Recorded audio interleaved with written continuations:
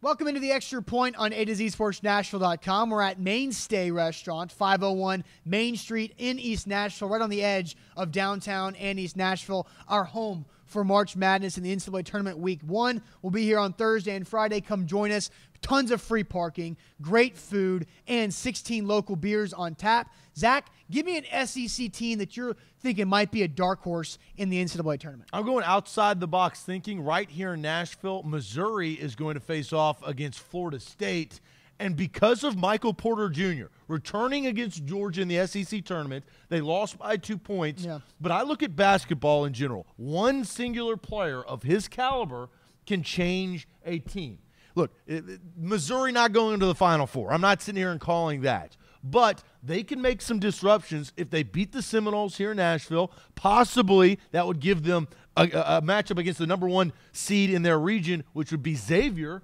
Maybe Michael Porter Jr. could put him over the hump. I'm going to go wild card Missouri on you as a dark horse possible upset Cinderella team. I don't hate that because Xavier just lost to Providence in their own conference tournament. So maybe Xavier, I guess you could say the weakest of the 1 seed. And if Michael Porter Jr. gets that going, that makes a lot of sense. I'm going to go with Kentucky because Kentucky has now won 3 straight games. They were SEC tournament champions. They're playing really good right now. And Coach Calipari, he always does this, gets his guys playing really well in March. If they can get past Davidson and then get past Arizona, and Arizona with DeAndre Ayton is one of the best teams in the entire country. But if Kentucky can get past Arizona and the athleticism that the Wildcats have, I like Kentucky against Virginia to upset the 1 seed there, to then maybe play Tennessee or Cincinnati in the Elite 8 game for a shot at the Final Four. I like Kentucky's talent, but they're in a tough region. They're like, I like Arizona's talent, and I like Virginia's talent.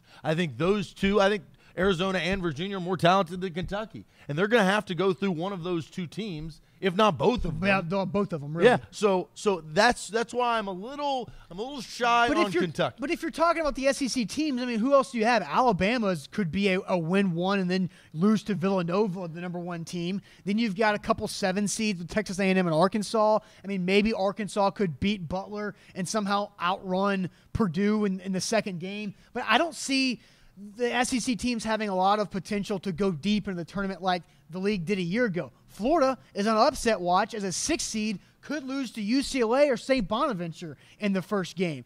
Tennessee, could make a run, but we talked about this on Monday morning. Loyola Chicago, pretty strong team if they upset the 6 seed Miami right there in that region. Auburn has some injury issues, not playing very well. Got blown out by Alabama in the SEC tournament. I don't like how they're playing right now. So really, it's hard if you're looking for an SEC team to make a deep run. I think it's difficult in any scenario when we're talking about March Madness because there's going to be upsets, and those are the hardest ones to predict.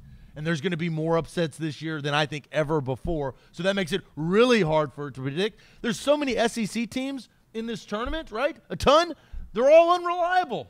They all are, including Tennessee. They get beat by Kentucky. Kentucky, not very good regular season, good tournament team. You talked about Auburn. They're all wavy. Texas A&M, I say, could possibly upset UNC because UNC is up and down. Yeah. But Texas A&M has been a disappointment this year. It's true. So craziness in the SEC and craziness in March Madness is going to be hard to predict. I'm going Missouri. You're going with Kentucky. Yeah.